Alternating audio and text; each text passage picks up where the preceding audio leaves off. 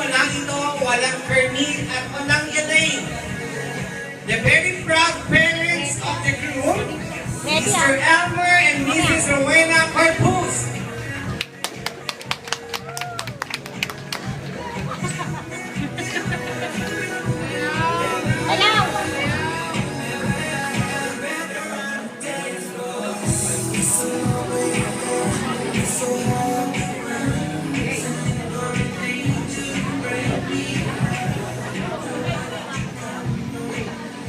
And let's welcome the parents of the bride, Mr. Eduardo and Mrs. Erlinda Bulaclao.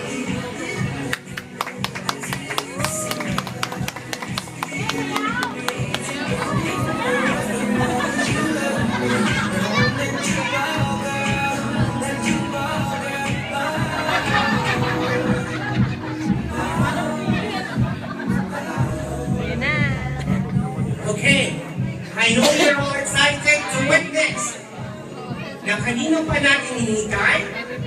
Two bodies, two mind, two persons, one ending, together.